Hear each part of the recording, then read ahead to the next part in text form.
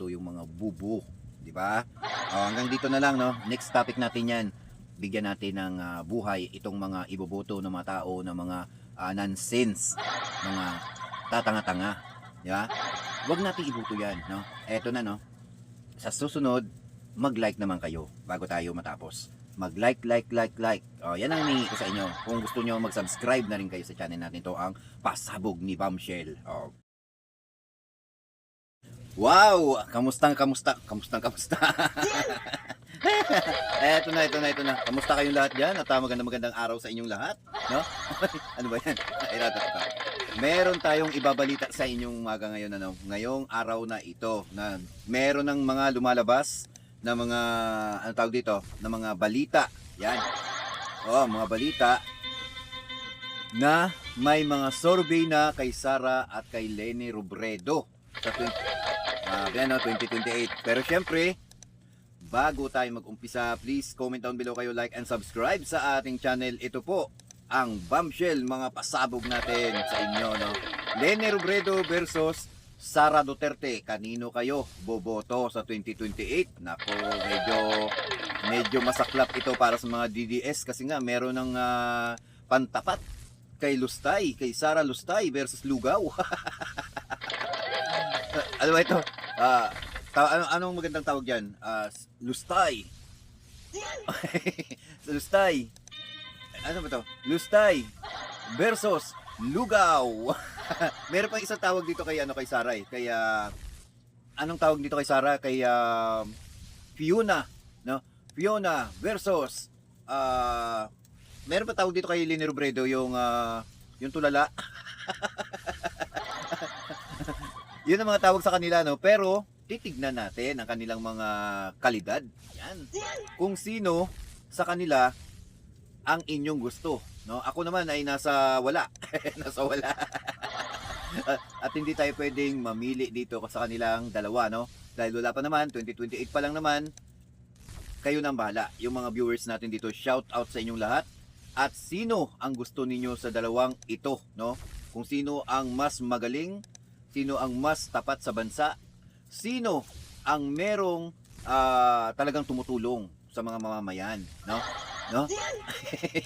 Kayo na ang bahala, no? Kayo na ang bahala, no? Dahil kung ko-compare natin, no, ako sa mga nakikita ko, sa mga nakikita ko, sa mga naririnig ko, no, ito ang malakas ngayon, no? Si Leni Robredo. Wow. Oh. Bala na kayo. Kung para sa akin, wala pa naman, baka meron pang panlaban si PBBM, meron siyang hawak na pambato, kaya wag muna tayong maninigurado kung sino talaga sa kanila, no? At alam naman natin na si Leni Robredo ay malakas din, no? Kita mo naman, grabe rin yung mga kakamping. Ang dami din nila, di ba? Ang mga kakamping, marami din sila. Kaya bahala na kayo kung sino ang mga pambato ninyo diyan, no? Baka meron pang hahabol ng mga presidente. Ang pagkakaalam ko, ang mga humahabol na pagka-presidente si Raffy Tulfo daw. Di ba? Raffy Tulfo, no? Si Risa Hontiveros. Tapos itong si Bongo gusto pang maging presidente. Wow, ang kapal naman ng mukha ni Bongo. Kasabot ka na nga dyan sa AJK. Sabi nga kasi kasabot eh, no? Yan ang mga bali-balita. Palakpakan natin si Bongo, syempre. Dahil kung gusto niya man maging presidente, syempre, lahat ng mga Chinese papapasukin sa Pilipinas. At syempre, yung West Philippine Sea natin dyan, baka ibigay niya na sa mga Chinese. Kung si Bongo ang mananalong presidente ng Pilipinas, alam naman natin, natauhan ni Duterte yan, si Bongo, di ba? Kaya baka si Bongo lang ang makakapagpapanalo ng kanyang presidential performance na gagawin sa Pilipinas ngayon, pero papapasukin niya si Jinping sa Pilipinas. Eto, pag-usapan muna natin. Paano kung si Bongo ang mananalo, no, di ba? Yan, presidente ng Pilipinas. Ano kaya ang mangyayari sa Pilipinas? Comment down below kayo. Yan, panoorin muna natin ito para ma-excite lang kayo. Ako kasi pinapa-excite ko lang kayo sa mga sinasabi natin dito, sinasabi ko rito, para naman din meron kayong idea pagdating ng 2028, no? Sasabihin ko na lang lahat-lahat ang mga personalidad nila pagkatapos nating papanoorin. Ito na. It's Sara versus Leni sa 2028 presidential race. Kung ang latest Tanjere survey ang pagmamasihan, lamang ang current VP pero mapapataob siya ni Leni kung i-endorso ni PBBM ang dating vice. Oh, Tangerine daw na survey ito. Grabe. Wala pa. Wala pa, may survey na. Layo-layo pa. 2025 pa lang, hindi pa nakapatong ng 2026. May survey na. 3 taon pa. Magbabago pa yan. Magbabago pa ang isip ng tao. Kasi marami pa ang hahabol bilang presidente. Kasi ang presidente talaga malaki ang katungkulan sa Pilipinas. Malaki ang sinasahod niyan. Malaki ang kinukupit niyan. Kung kupitero yung presidente, malaki na yung nakukupit. Diba? Katulad ni Duterte, malaki ang kinukupit sa Pilipinas. No? Pero kung mabait ang presidente, okay naman ang Pilipinas. Pero kung ang susunod na presidente ay talagang kawatan sa kaban ng bayan, di tapos tayo na. Maghihirap tayo talaga ng gusto, no? Pero kung mamimili tayo ng mabait at magaling na presidente na tumutulong talaga sa Pilipinas, yun, okay na okay yan, no? Pero kung pipiliin natin yung mga walang hiya na presidente sa Pilipinas, matay tao, kawatan, di ba? Mga basagulero, mga babaero na mga presidente, mga sarili lang ang inaatupag, no, na presidente, yung walang kwentang presidente, yung mga nanlulustay na presidente, no, na puro Chinese ang papapasukin sa Pilipinas na presidente. Nako, wag niyo nang iboto yan.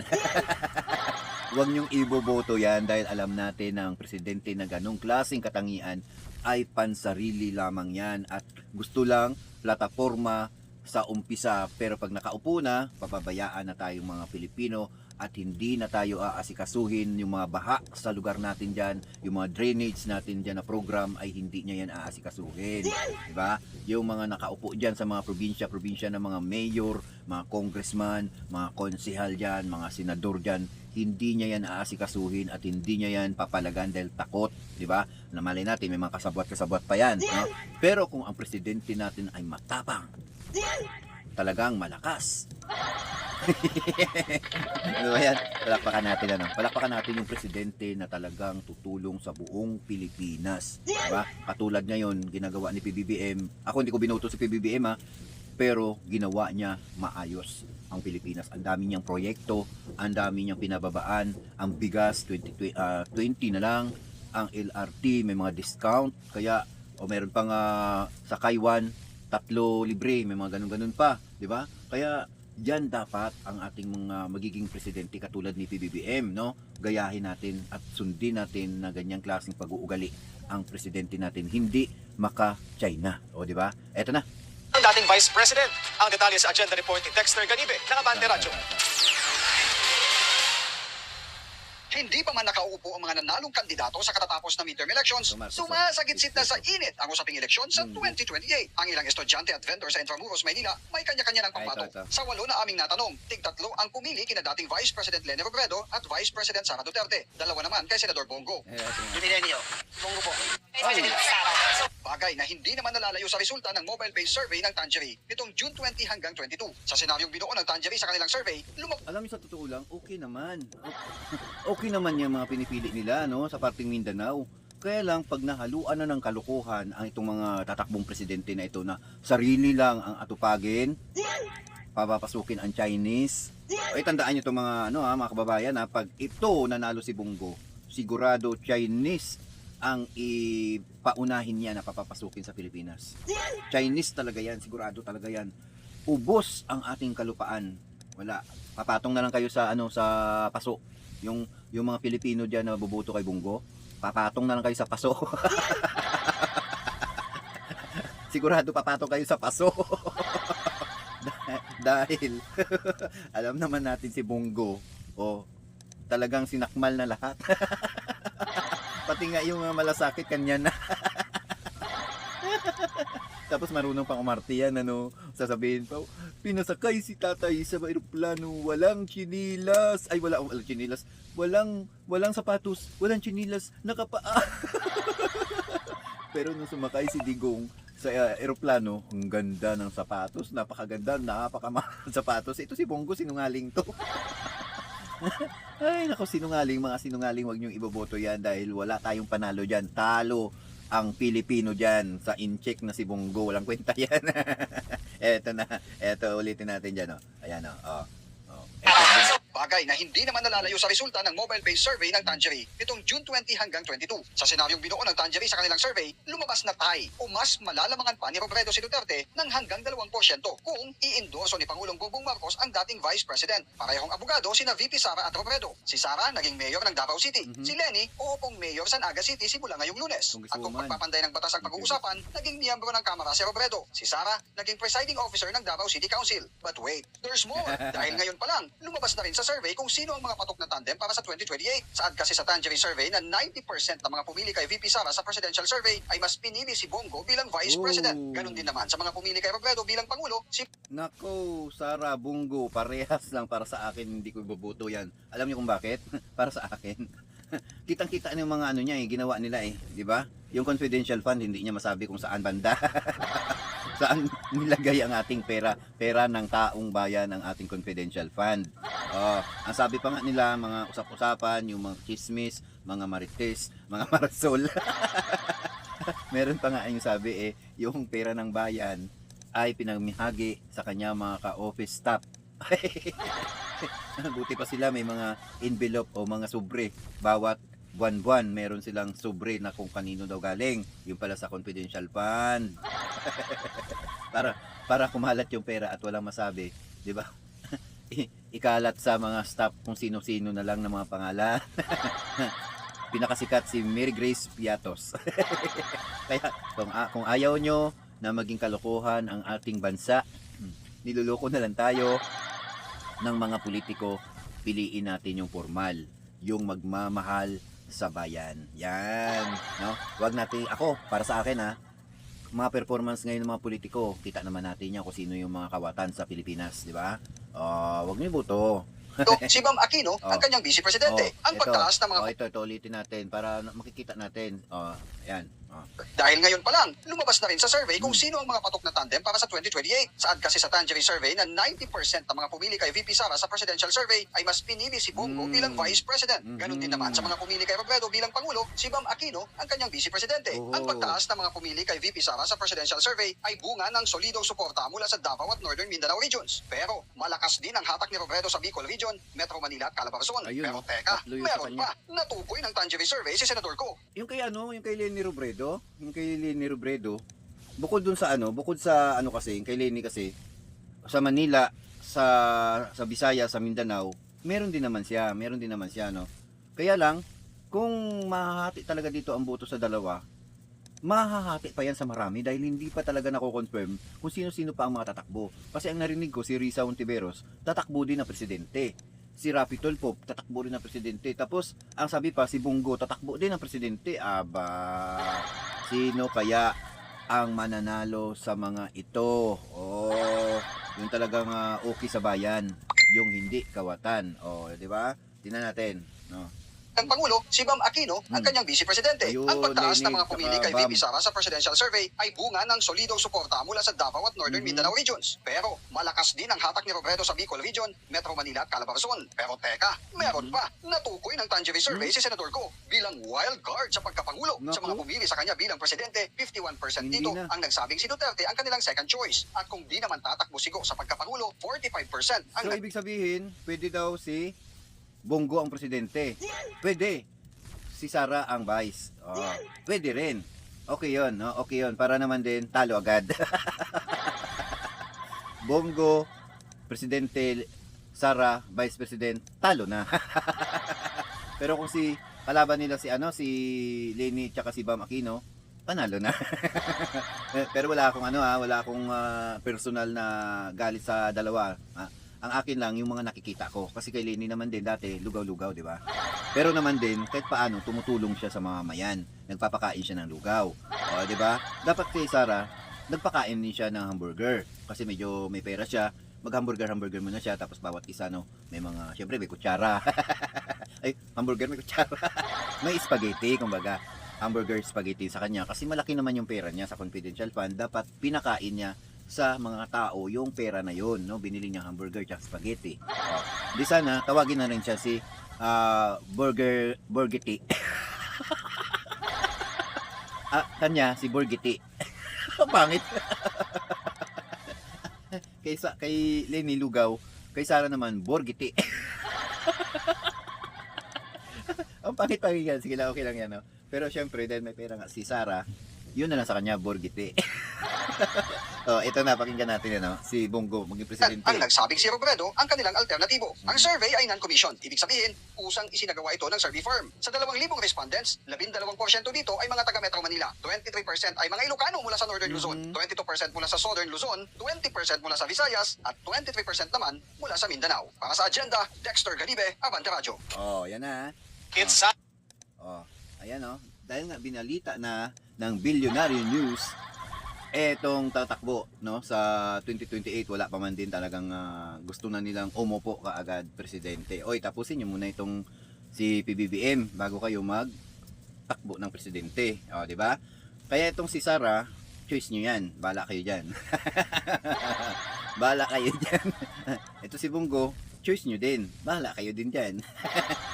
Si Bongo, ang boboto sa kanya diyan, yung malasakit na kumukuha ng pera, nanghihingi dyan, malasakit dahil sinulo na ni Bongo yung malasakit kuno, ginamit niya kuno sa gobyerno yan, no? Pero ginamit na niya, no? Parang siya na yung may-ari. Ang boboto dyan, yung mga taga malasakit, yan, yung mga Chinese, no? Mga Filipino-Chinese, yan, dito sa May Binondo, yan ang boboto kay Bongo, no? Sabagay, marami naman Chinese sa buong Pilipinas dahil pinapapasok na nga nila, sila naman yan ang may dahilan dyan. O di sila din sila ang boboto kay Bongo. Ito naman kay Lenny, syempre, ang boboto diyan kay Lenny, yung mga nagtitindang lugaw. Pero hindi ko yan minamasama ang lugaw kasi ako, paborito ko lugaw na may laman. Paborito kong lugaw na may tokwa, at least kahit paano, mabusog pa ako niyan sa lugaw.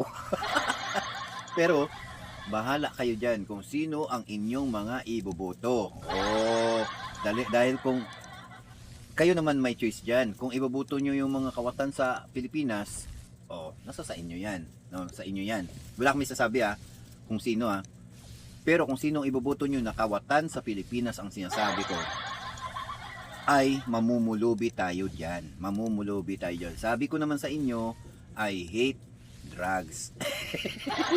Pero kung mamimili kayo ng presidente na maayos, matino ang isip, matino ang utak, yung kaya tayong babuhin.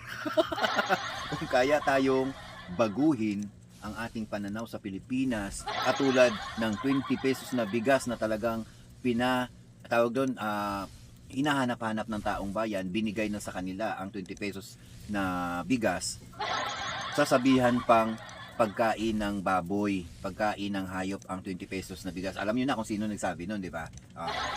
Kaya ayaw ko sa presidente na tatakbo na nanlalait ng mga produkto sa Pilipinas. At ayaw ko rin sa presidente na papapasukin ang mga Chinese sa Pilipinas. Okay lang yan, mga Lazada, mga Shopee, mga Chinese product, umibili tayo dyan. Pero wag naman natin papapasukin ang mga gambler na mga sindikato ng mga Chinese, no? Wag naman natin papapasukin yung mga namimili ng lupa sa Pilipinas na sila na lang ang magmamay-ari ng buong Pilipinas balang araw. Aminin nyo, siguro may mga nagbebenta ng lupa dyan na bininta sa Chinese. Aminin nyo, may mga viewers tayo dyan na nagbenta ng lupa. Pag kayo binuto nyo si Bongo, sigurado titira ka na sa lupa. Sa paso. Paso na lang. Titira ka na lang sa paso. Yan. Sasabi ko sa inyo, wag ninyong iboto si Bongo dahil titira na lang kayo sa paso. Paso na lang talaga yan. Pag binuto nyo naman si Lenny, no? Pag binuto nyo naman si Lenny, sigurado naman. Pag may baha, may palugaw, may paitlog. Mainitan pa yung sikmura mo. Pag binuto mo si Lenny, busog ka. Pag may bagyo, may baha, may palugaw yan. Diba? Pero si Sara, pag binuto mo si Sara, pupunta lang ng Netherlands yan. Magpapasyal lang doon sa tatay niya. Hindi yan maglilingkod sa bayan. Diba? Ang tatay niya ang paglilingkuran niya doon. Diba? Doon yan siya sa Netherlands. Diba? Siyempre gusto niya nang palabasin yung tatay niya sa Netherlands, palalayain niya yan doon. Tapos, siyempre may kapangyarihan na siya pag presidente siya. Diba? Pero, ang gagawin nila yan, lahat ng mga kalaban nila sa politika, ikil-kil-kil na yan. Sigurado na yan. No? Kaya nga ako, natatakot din ako na maging Pangulo yan si Sara. Kasi baka mamaya ibalik niya ang AJK. Oh. AJK, ibabalik niya yan. Mahirap na, di ba? Kaya, ako, bawal akong magboto dyan kay Sara. May allergy ako dyan. Kay Bungo, may allergy din ako dyan. Ayaw ko dyan sa kanila. Kasi may mga bahid yan sila. May mga bahid yan sila ng mga hindi maganda sa Pilipinas. May bahid na sila. Ang dugo nila, kahit sunugin man yan, sabi ni Robin, maka Duterte yan. Diba? Kaya, lalo na si Sara, Duterte yan. Oh. No, no, no way. No, no, no way. Boto sa mga Duterte. Ako, hindi ko talaga iboto yan si Sara at si Bongo. Personal ko sinasabi sa iyo. Dahil kung ako ang mamimili ng presidente, yung may utak. May utak mga tayo lahat. Yung may talino. Yung tapat. Hindi kawatan. Tandaan nyo yan ha. Hindi kawatan ang presidente na papaupuin natin sa Pilipinas at hindi maka-China. Yan sa isip nyo yan ha. Isaksak nyo yan sa isip nyo na ang presidente na pipiliin natin hindi maka-China. Comment down below ka dyan. Ikaw na nanunood, na ikaw na magaling magsalita, ikaw na matalino ka, pero buboto mo yung bubo. Si Argadon, bubo sabi niya lagi na. Pero wag mo naman iboto yung mga bubo. Diba? Hanggang dito na lang, no? Next topic natin yan. Bigyan natin ng buhay itong mga iboboto ng mga tao, ng mga nonsense, mga tatanga-tanga. Diba? Wag natin iboto yan, no? Eto na, no? Sa susunod, mag-like naman kayo bago tayo matapos. Mag-like. Yan ang hinihingi ko sa inyo. Kung gusto nyo, mag-subscribe na rin kayo sa channel natin. Ito ang Pasabog ni Bombshell. Dito na lang ang ating reaksyon sa ngayon. Maraming salamat sa inyo at mamuto. Mamili tayo ng iboto natin na talagang magaling, matalino. Okay, bye-bye. Comment down below kayo. I-like nyo at i-subscribe. Ang hindi magla-like, bukas mamamatay.